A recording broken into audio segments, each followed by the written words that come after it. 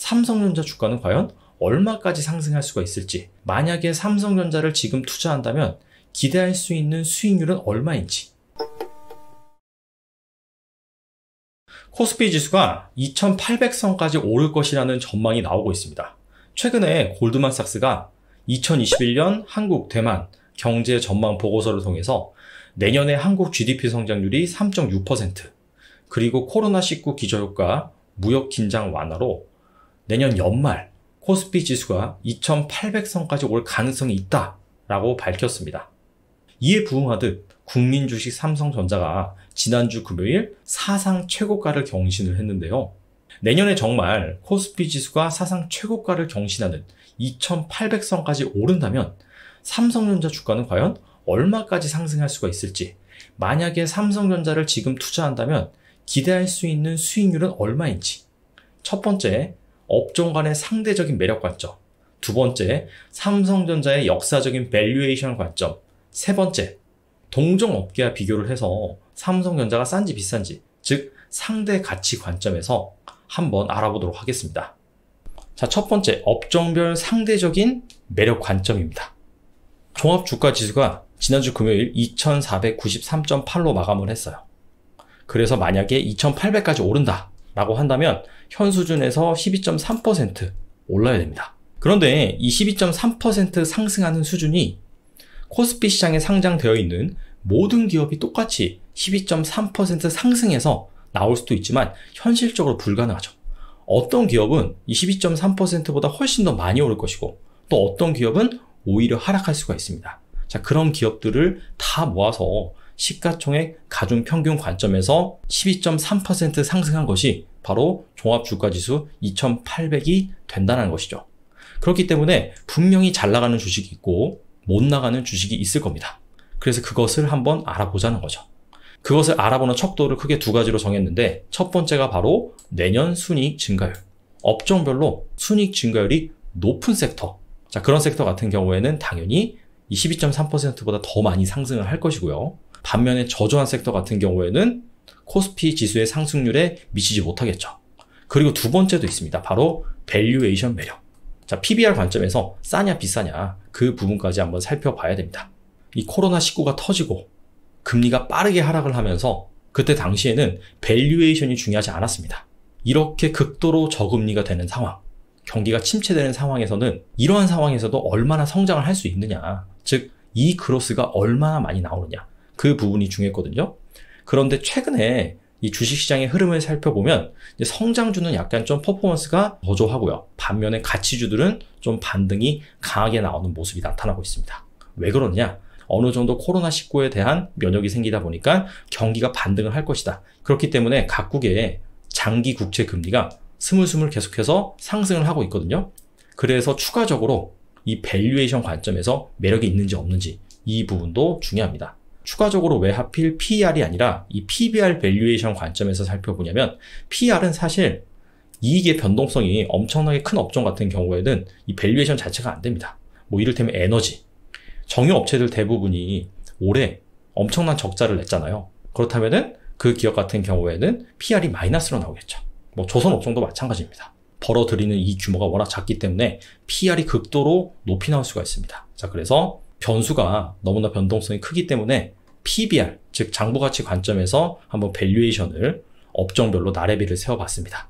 자, 그래서 삼성전자가 속해 있는 이 반도체 섹터가 순이익 증가율 관점, 그 다음에 밸류에이션 관점에서 어느 정도 수준의 자리를 하고 있느냐. 순이익 증가율 관점에서 살펴보면요, 내년 반도체 섹터의 이익 증가율이 한 30% 정도 될 것이다 라고 전망이 되고 있어요. 사실 반도체 섹터면 삼성전자 포함해서 코스피 시장에 상장되어 있는 반도체 기업 전부를 뜻하긴 하는데, 삼성전자가 거의 한 70% 정도 차지를 합니다. 그래서 이 30%의 이익 증가율이 거의 삼성전자의 이익 증가율과 비슷하다라고 보시면 돼요. 그래서 이익 증가율 측면에서는 한 중간 정도, 모든 업종 중에서 중간 정도를 차지하고 있고요. 그 다음에 가치평가, 밸류에이션 관점에서는 중간보다 약간 좀 높은 수준입니다. 그래서 그런 것들을 다 감안을 해봤을 때 이 업종 간 상대적인 매력 관점에서 판단해 본다면, 이 반도체 섹터, 이 삼성전자 같은 경우에는 종합주가지수의 상승률, 그 수준만큼 오르거나 이거보다 좀 덜 오를 수 있다. 이렇게 볼 수가 있습니다. 자, 두 번째, 삼성전자의 역사적인 밸류에이션 관점입니다. 역사적인 밸류에이션을 이 PBR과 ROE 두 가지의 변수로 한번 판단해 봤습니다. 이 하늘색 선이 PBR입니다. 좌측이고요. 회색 선이 ROE입니다. 우측입니다. ROE와 PBR은 같이 동행하는 특징이 있습니다. ROE가 그 기업의 자본 대비 얼마나 많은 수익률을 내냐, 이익을 내느냐, 그 관점이고요. PBR은 그 기업이 가지고 있는 자본 대비 얼마의 거래가 되고 있느냐, 즉 그 기업의 자본 대비 주가 수준을 의미합니다. 그렇기 때문에 ROE가 오르면 PBR이 오르고 ROE가 하락을 하면 PBR이 같이 하락을 합니다. 그런데 방금 제가 말씀드린 그 부분과 실제 그래프를 비교해보면 정반대예요. 뭐가 반대냐? 오히려 PBR이 먼저 오르고 그 다음에 ROE가 오르고 그 다음에 PBR이 떨어지고 ROE가 같이 하락하는, 자, 그런 모습이 연출이 되고 있습니다. 자, 이건 왜 그러느냐? 시장에서 이 삼성전자의 ROE가 높아질 것이다 라고 미리 예측을 하면서 투자자들이 삼성전자를 사기 때문에 주가가 오르면서 PBR이 먼저 오르는 겁니다. ROE보다. 자, 최근에 이 PBR 현황을 살펴보면 이 코로나19로 주가가 확 떨어지면서 PBR도 확 낮아졌다가 다시 회복이 되면서 PBR이 점점 상승하고 있는 흐름이 나타나고 있습니다. 그런데 ROE 같은 경우에는 상당 기간 한 10% 초반에 머물다가 자, 최근에 이렇게 반등을 할 것이다 라고 예측이 되어 있죠. 참고로 ROE 계산에 쓰인 순이익 같은 경우에는 애널리스트들이 예상한 예상순이익 추이값입니다. 그렇기 때문에 이렇게 PBR처럼 일별로 변동성이 있습니다. 자, 그렇다면 역사적으로 이 삼성전자의 PBR 수준을 한번 살펴볼게요. 한 중간 정도가 1.3배 정도 되는 것 같아요. 왜냐하면 바닥이 1배, 그리고 상단이 1.6배거든요. 그래서 중간 정도가 1.3배입니다. 지금 현재 PBR이 1.43배거든요. 자, 그런데 앞으로 뭐 메모리 업황 좋아지고 스마트폰도 잘 팔고, 자, 그래서 내년에 이 전망이 좋잖아요. 이런 것들을 감안을 해서 삼성전자의 PBR이 역사적 상단 수준 1.6배. 자, 여기까지 만약에 상승을 한다라고 한다면 주가가 얼만큼 올라야 되느냐? 11.8% 정도 업사이드가 나옵니다. 자, 그런데 그냥 상단이 아니라 역사적으로 최상단, 바로 이때입니다. 이때가 바로 PBR이 1.75배였거든요. 만약에 삼성전자의 PBR이 1.75배까지 상승을 한다라고 한다면 현재 주가에서 추가적으로 22.3% 정도 더 오를 여지가 있습니다. 자, 지금까지 살펴본 거는 계량적인 부분에서 살펴본 거잖아요. ROE가 올랐을 때 자, PBR이 얼마까지 오를 것인가. ROE의 수치, 이익의 수치도 중요하지만 이익의 질도 중요합니다. 자, 그런 관점에서 이 글로벌 피어 그룹이라고 볼 수 있는, 즉 동종 기업이라고 볼 수 있는 그 기업들과 밸류에이션 매력을 한번 비교해 볼 필요도 있을 것 같아요. 삼성전자와 비슷한 사업 모델을 가지고 있는 글로벌 동종 기업의 밸류에이션 현황입니다. 이 밸류에이션에 사용되는 지표는 상대가치평가법으로 가장 많이 사용되는 PER을 사용을 했고요.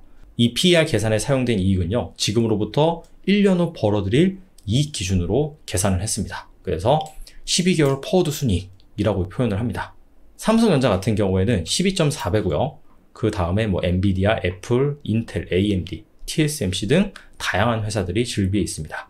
그런데 이 기업들의 PR이 상당히 제각각입니다. 자, 일단은 가장 PR이 높은 기업이 엔비디아 그리고 AMD라고 볼 수가 있겠네요. 두 기업은 40배를 넘어서 거의 50배 수준에 다다르고 있습니다. 자, 그만큼 똑같은 반도체 기업이라고 하더라도 어떤 품목을 만드느냐에 따라서 시장에서 주는 밸류에이션은 상당히 차이가 난다는 것이죠. 엔비디아랑 AMD 같은 경우에는 밸류에이션을 높게 받는 이유가 이 GPU 때문입니다. 그래픽 처리 장치인데 이 GPU가 인공지능 반도체의 핵심입니다. 그러다 보니까 확실히 시장에서 밸류에이션을 많이 받고 있다. 이렇게 볼 수가 있고요. 사실 삼성전자가 지금 내년에 메모리 업황이 일단 회복이 될 것이다 라는 부분 때문에 주가가 좋고요. 그 다음에 정말 장기적으로 봤을 때는 삼성전자의 성장 동력이 바로 시스템 반도체 이 부분이죠.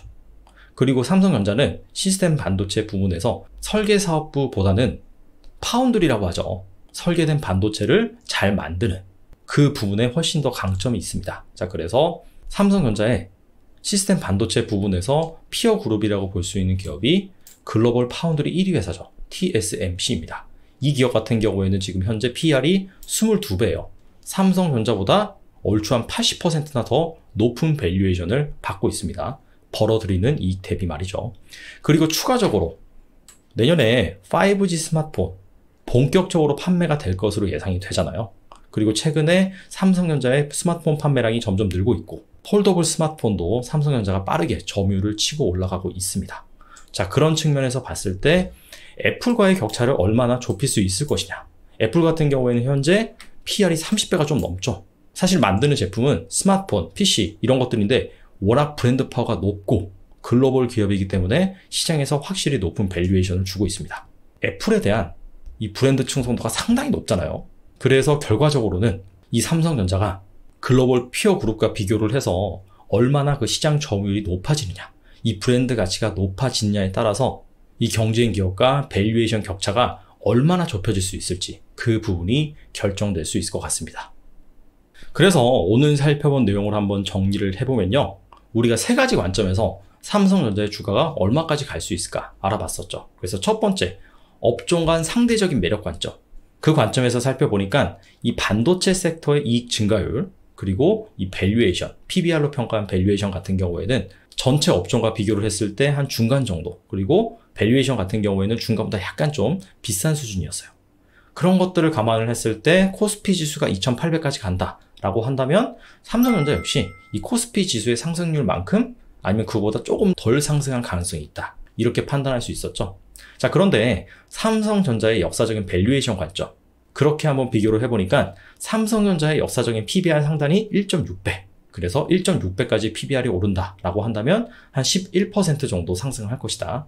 자, 그런데 2011년에 기록한 PBR 최상단까지, 즉 1.75배까지 상승을 한다면 22% 정도 추가적으로 상승할 수가 있다. 자, 이런 결론을 내렸었죠. 자, 그런데 이런 것들은 정말 계량적인 관점에서 그냥 이익의 규모, ROE의 수준, 그 관점에서 판단을 한 겁니다. 정말 중요한 것은 무엇이냐면 삼성전자가 지금 메모리 반도체, 시스템 반도체, 스마트폰, 자, 이쪽 부분에서 두각을 나타내고 있는데 부가가치가 큰 부분이 바로 스마트폰 그리고 시스템 반도체 부분입니다. 경쟁사로 평가받고 있는 뭐 애플, TSMC 이런 기업들의 PER 수준을 보면 삼성전자보다 뭐 2배 이상 높은 수준으로 평가를 받고 있거든요. 그래서 방금 말씀드린 이 시스템 반도체 부분 그리고 스마트폰 부분에서 얼마나 이 경쟁자와 점유율 격차, 브랜드 파워 이런 것들을 따라잡는지 그 부분이 만약에 정말 어느 정도 수준까지 상당히 좁혀갈 수 있다라고 한다면 앞서 말씀드린 10%의 업사이드, 20%의 업사이드, 자, 그런 것보다 더 많이 오를 수도 있겠죠. 자, 그렇기 때문에 삼성전자를 투자하시는 분들 같은 경우에는 제가 방금 말씀드린 그런 부분들 잘 감안을 해서 의사결정을 내리셨으면 좋겠습니다. 오늘 여기까지 하겠습니다. 감사합니다.